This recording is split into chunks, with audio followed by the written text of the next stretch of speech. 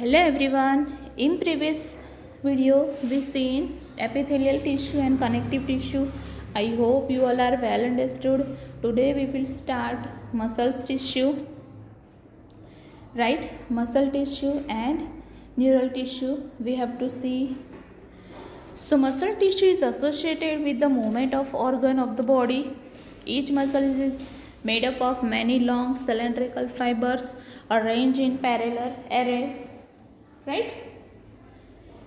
These fibers are composed of numerous fine fibrils, that is called myofibrils, and there are two types of myofibrils which are made up of protein, actin myofibrils and myosin myofibrils. And all muscles fiber constrict in response to stimulation, means कि जब उनको stimulation मिलता है, excitation मिलता है, तब वो construct होते हैं, शॉर्टन होते हैं, वापस रिलैक्स मोड में आते हैं, राइट। दूसरा कि muscles play an active role in all movement of the body, so they are divide in three types. First is skeletal muscle, second is smooth muscles, and third is cardiac muscles.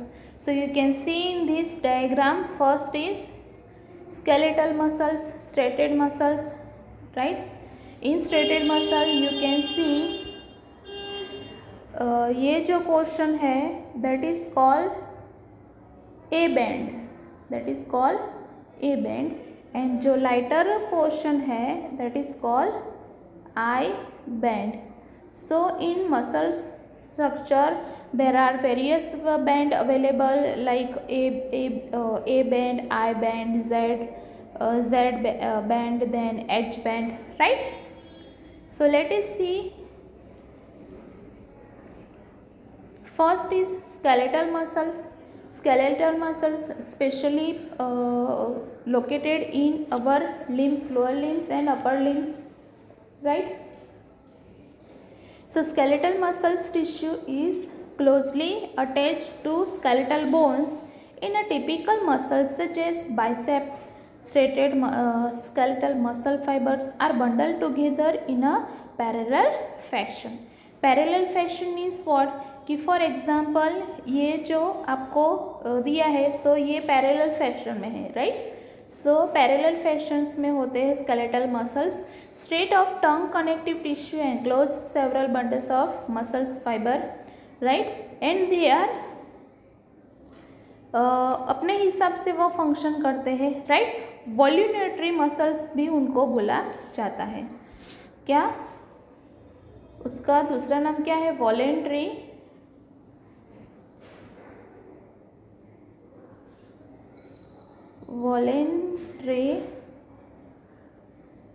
Muscles, right? उसके बाद second smooth muscles. Location of smooth muscles like internal organ, the wall of internal organ like blood vessel, stomach, intestine, reproductive tract, trachea, right? आप उसमें another example लिख सकते हो, trachea, reproductive tract.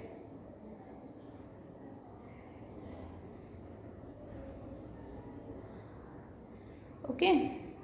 Structure: each cell is spindle shape, has a nucleus in its central border part. Its circuloma in unclear dark and light band are not seen in it. There is no proper arrangement of myofibrils. Granular sarcoplasm surround nucleus. Remaining cytoplasm has large number of minor myofibrils.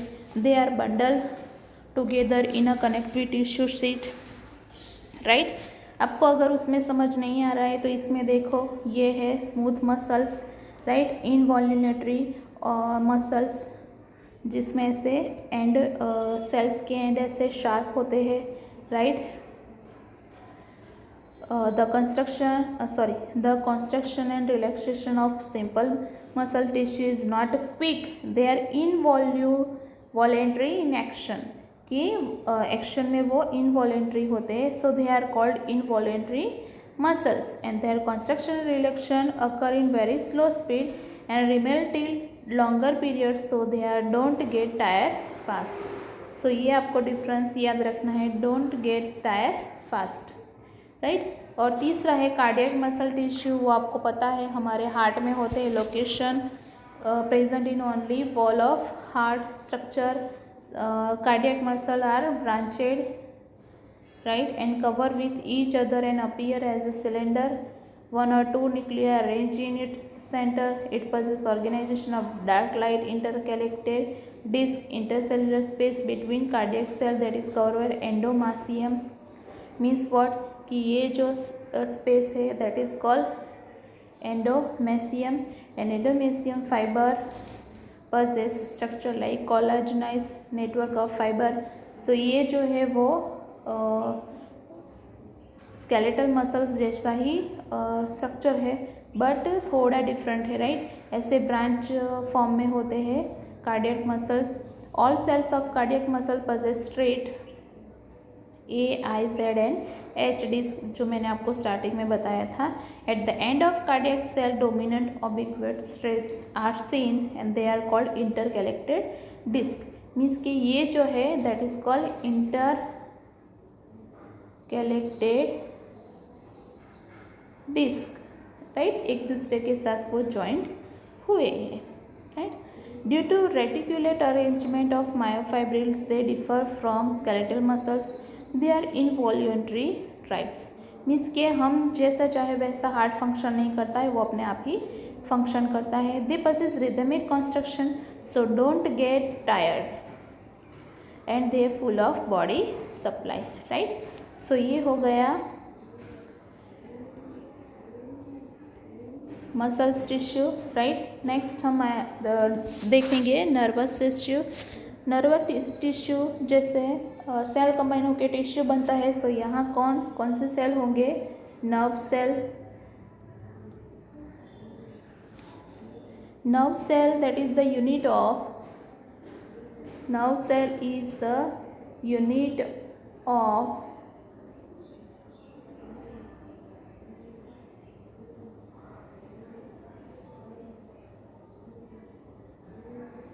we can say structural and functional unit of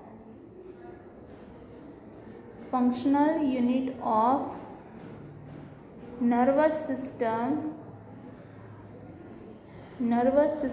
is nerve cell, right। So आप देख सकते हो यहाँ हम proper nervous system का nerve cell का function diagram draw करें तो ऐसा होता है उसका डायग्राम,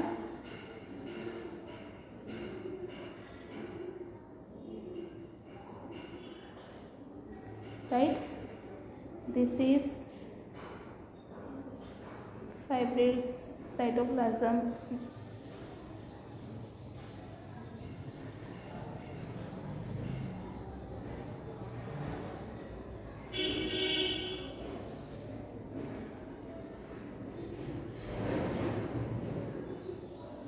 ऐसे सेल्स होता है। There are biggest cell of our body, this is synaptic now,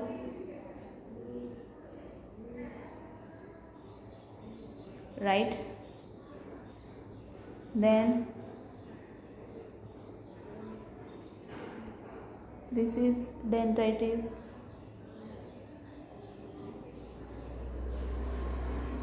long thread, this is axon from which impulse will be passed, right। In synaptic nerve neurotransmitter will remain neurotransmitter which pass the impulse from one nerve cell to another nerve cell, right। So neurons, the unit of neural system, are excitable cell, the neurological cell which constitute the rest of neural system, protect and support neurons. Neuroglia make up more than 1/2 the volume of neural tissue in our body. When a neuron is suitably stimulated, an electrical disturbance is generated when strictly travels along its plasma membrane. Means के one neuron one impulse will be passed from one nerve cell to another nerve cell, at that time electrical disturbance will be generated, right? So nervous system में इतना ही है, यहाँ detail में नहीं दिया है, detail में आपको 21 चैप्टर में दिया है. So in that chapter we will see neural tissue in detail with their types, right. So यहाँ हम 4 टिश्यू ख़त्म हुई, epithelial tissue, connective tissue, muscles tissue, neural tissue. Now we will move on our next topic, the organ and organ system. You already know that cell combine होके tissue combine होके organ and organ combine होके organ system बनती है, right? So this organization you already very well know. So we have to study in your chapter 3 animal and external feature, morphology and anatomy of 3 animal. First is earthworm, second is cockroach and third is frog. But cockroach will be reduced in your from your syllabus. That is why we have to study the anatomy of only 2 animal. First is earthworm and second is frog. And earthworm का dissection you have to come in first year of your college. So let us see morphology and anatomy of earthworm. Earthworm के बारे में almost आपको classification याद ही है, Annelida phylum में earthworm आता है और उसका जो भी बेसिक जो फीचर्स है वो आपको याद ही है. There are 2 species of earthworm which are present in India, pheretima and lumbricus, right. अब अगर हम उसका एक्सटर्नल फीचर हम देखें, मीन्स के मॉर्फोलॉजी, 2 तरह की मॉर्फोलॉजी होगी. You can see in this diagram dorsal view and ventral view. अगर हम डॉर्सल व्यू की बात करते हैं तो यहाँ सेंटर में आप देख सकते हो ऐसी लाइन है, right, that is called blood vessels. And अगर हम वेंट्रल व्यू की बात करते हैं तो उसमें female genital appearance and male genital appearance, that is very important, and clitellum, right. ये इम्पोर्टेंट पार्ट है जो भी मॉर्फोलॉजी है उसमें. सो फर्स्ट ऑफ ऑल जो अर्थवर्म की बॉडी है वो सेगमेंटेड होती है, right. There has no specific head, mouth is similar in shape and anus is at the back end. The mature worm means के earthworm segment 14 to 16 are cover by prominent dark band of glandular tissue that is called clitellum. कि 14, 15 and 16 number का जो segment होता है that is called clitellum. Thus the body divide into 3 prominent region, preclitterial, clitterial and postclitterial. कि before 14 means कि 1 to 13, preclitterial means वो 1 to 13 number का segment, clitterium means 14 to 16 number का segment and post clitellar means 16 onwards number का जो सेगमेंट होता है that is called post clitellar, right. The ventral surface is distinguished by the presence of genital opening. कि ventral surface, ventral view जो है वो प्रेजेंस ऑफ जेनिटल ओपनिंग से आइडेंटिफाई किया जाता है. उसके बाद 4 pair of spermathecal appearance apertures are situated on the ventrolateral side of the intersegmented grooves. It means 5th to 9th segment. Means what? कि फॉर एग्जाम्पल ये अर्थवर्म है, ये अर्थवर्म है, उसमें ऐसे सेगमेंट हुए हैं. सो 5th नंबर से हम स्टार्ट करें तो यहाँ ऐसे अरेंज हुए होते हैं, राइट. कौन से पोर्स होते हैं वहाँ? Spermathecal apertures which store spermatocytes, right, और sperm cells. So a single female genital pore, right, female genital pore की बात करें which are present in mid ventral line of the 4th segment. की 4th नंबर के segment में mid ventral line means what, कि for example ये earthworm है और ये उसका सेगमेंट है. तो 14 नंबर का जो सेल होता सेगमेंट होता है उसमें सेंटर पे ऐसे अरेंज हुए होते हैं. Then the pair of male genital pore are present on the ventrolateral side. Ventrolateral side means ऐसे आजू बाजू में, राइट, ऑफ द 18 सेगमेंट की 18 नंबर के कॉलम में सेगमेंट में मेल जेनिटल पोर प्रेजेंट होते हैं. One pair of male genital pore, right. Okay. Genital papillae are located on the ventrolateral sides in 17 and 19 number के सेगमेंट में जेनिटल पेपिली प्रेजेंट होते हैं. Numerous minor pores called nephridiopores open on the surface of body which excrete the extra material, right. In each body segment except the first, last and clitilium कि सभी body के segment में first, last and क्लिटिलियम जो होता है, there are row of S shape embedded in epithelial pits in the middle of each segment.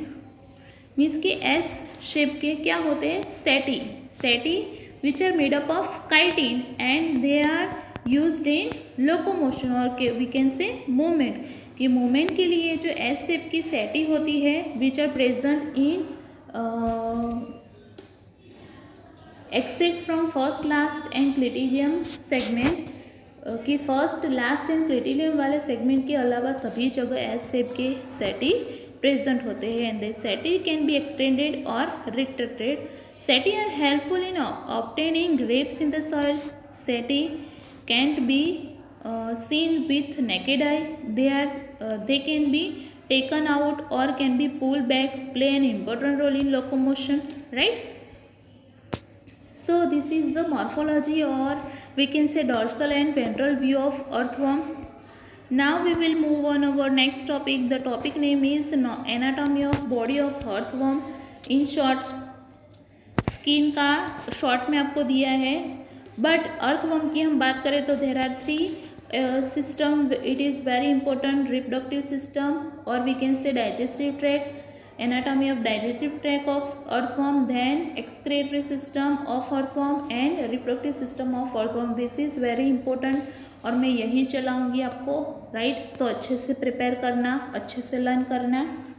और earthworm के हम किसी भी सिस्टम को पढ़े तो उसको सेगमेंट के हिसाब से याद रखना है कि कौन सा ऑर्गन कौन से सेगमेंट में है, ठीक है. Okay. So digestive tract of earthworm that is called alimentary canal, right. आपको सेगमेंट के हिसाब से यहाँ दिया है, आप ऐसे ड्रॉ करना, मैं आपको सिखा रही हूँ, राइट. फिर ऐसे थोड़े कर्व शेप में आपको सेगमेंट ड्रॉ करने हैं.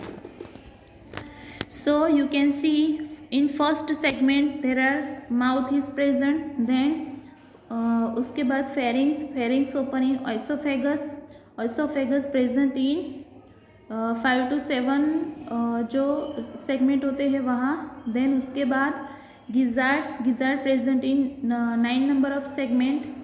then 9 to 14 जो सेगमेंट है, 9 to 14 जो सेगमेंट है जिसमें क्या आएगा, स्टमक. और 15 ऑनवर्ड्स पूरा क्या होगा, इंटेस्टिनल ट्रैक, राइट. दूसरा कि 26 नंबर के जो सेगमेंट है उसमें से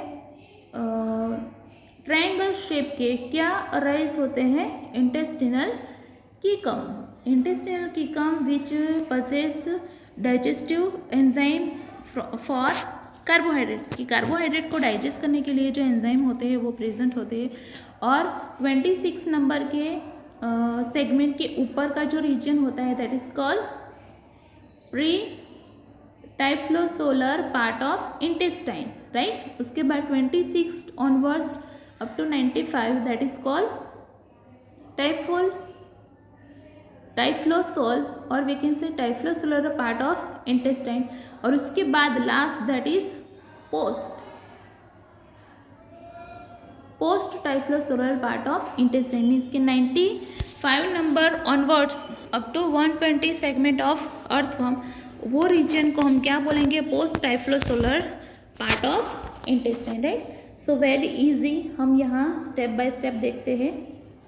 सो the alimentary of earthworm is straight tube and run between first to last segment of the body, right? Mouth and prostomium, the first body segment of the earthworm anterior holds the mouth, and prostomium resembling a lip is in front of mouth.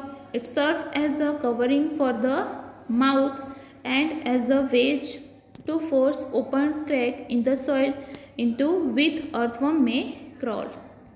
उसके बाद mouth दिया है जिसमें 1 2 3 जो segment है उसमें mouth आता है। It intake food by coming out due to construction of muscles joining body wall. Then pharynx is located in the 4th segment. Then oesophagus is extended from 5th to 7th segment. Then gizzard that is present in 8th segment. Then stomach which is extended from 9 to 14th segment. Calciferous gland present in this stomach. आपको याद रखना है, location and function में आपको याद हो सकता है। So calciferous gland are present in stomach which is neutralize the humic acid present in humus की सॉइल में जो ह्यूमस होता है उसको न्यूट्रलाइज करते हैं in humic acid. Then intestine start from 15 segments onward and continue till the last segment, right. Then intestinal kiki, a pair of short and conical intestinal kiki project from the intestine on the 26th segment. 26th segment में ये pair of conical intestinal kiki project arise होता है। Then typhlosoll. What about typhlosoll? A characteristic feature of intestine between 26 to 35 segments in the presence of internal median fold of dorsal wall that is called typhlosoll. Typhlosoll divide in 3 region: pre-typhlosolar region, typhlosolar region, and then post-typhlosolar region. Pre-typhlosolar region, that is the part of intestine which is extended up to origin of intestinal cecum, that is called pre-typhlosolar region. Then the last part of intestine from 23 to 25 segment means अगर 120 number segment के earthworm होंगे तो last 25 lobes जो होते हैं segment होते हैं that is called post typhlosolar region without typhlosoles. So it is called post-typhlosoral region or anus, and typhlosoral increase the effective area of absorption in intestine. So typhlosoral increase the effective area of absorption in intestine, right? उसके बाद digestive of food. The food of earthworm is decaying leaves, organic matter, right? Mixed with soil. आपको पता है कि जो भी earthworm food लेता है वो सॉइल के साथ मिक्स होता है. This soil contain decomposing dead bodies, seeds, animal matter etcetera, and digestive enzyme break down complex food into smaller absorbable unit. कि डाइजेस्टिव एंजाइम जो होते हैं वो उसको ब्रेक करते हैं कॉम्प्लेक्स फूड को into smaller absorb unit. So undigested faeces are form as globules in small heaps. It is not vermicomposting or vermicasting, right? Understood? समझ में आया सबको? Yes or no? So digestive tract of earthworm it is very important. आपको जितने marks में पूछा है उसके हिसाब से आपको लिखना है. 2 मार्क्स में पूछा हो तो 2 मार्क्स के हिसाब से, 3 मार्क्स में पूछा हो तो 3 मार्क्स के हिसाब से, एंड 5 मार्क्स में पूछा हो तो 5 मार्क्स के हिसाब से आपको याद रखना है. सो अर्थवर्म में आपको 3 जो इम्पोर्टेंट ऑर्गन सिस्टम है वो आपको याद रखनी है. Digestive tract, then excretory system, and then reproductive system, right. Circulatory system में आपको सिर्फ याद रखना है कि आपको पता है कि अर्थवर्म में close type of circulation system होती है. दूसरा कि इसमें हीमोग्लोबिन होता है but dissolve in blood plasma. Then blood gland की बात की है. लोकेशन एंड फंक्शन आपको पूछा जा सकता है तो लोकेशन क्या है? 4th, 5th and 6th number के सेगमेंट में ब्लड ग्लैंड होती है, right. and they produce blood cells and hemoglobin which is dissolved in blood plasma and blood cells are phagocytic in nature. और हम अगर हार्ट की बात करें तो there are 4 heart which are present in 7 number, 9 number, 12 number and 13 number के segment में. 7 और 9 में जो प्रेजेंट है that is called lateral heart and 12 and 13 में जो प्रेजेंट है that is called lateral oesophageal hearts, right. और उसके बाद आपको दिया है रेस्पिरेटरी सिस्टम. रेस्पिरेटरी सिस्टम में प्रॉपर कोई ऑर्गन होते नहीं है, डिवाइसेस नहीं है, specialised devices, but respiratory exchange occur through body surface, that is by earthworm की जो बॉडी है वॉल होती है वो ऑलवेज कैसी होनी चाहिए, वेट होनी चाहिए and blood flow mix in oxygen from there, right. So ये हो गए circulatory system and also respiratory system. उसके बाद नेफ्रीडिया ऑफ अर्थवर्म मीन्स के excretory system of earthworm, then neural system of earthworm, उसके बाद रिप्रोडक्टिव सिस्टम ऑफ अर्थवर्म है, that we will see in next video, right. So next video में हम nephridia, neural system and reproductive system देखेंगे और उसी के साथ हमारा जो अर्थवर्म वाला मीन्स के anatomy and morphology of earthworm है वो ख़त्म होगा. और उसके बाद 2 और वीडियो होंगे जिसमें हम फ्रॉग के मॉर्फोलॉजी और एनाटॉमी की बात करेंगे. सो अभी तक जो भी मैंने पढ़ा है वो अच्छे से प्रिपेयर कर देना, अच्छे से लर्न कर देना. एग्ज़ाम जल्दी ही आ जाएंगी आपकी और अगर कुछ डाउट हो तो पूछ लेना, ठीक है. ओके.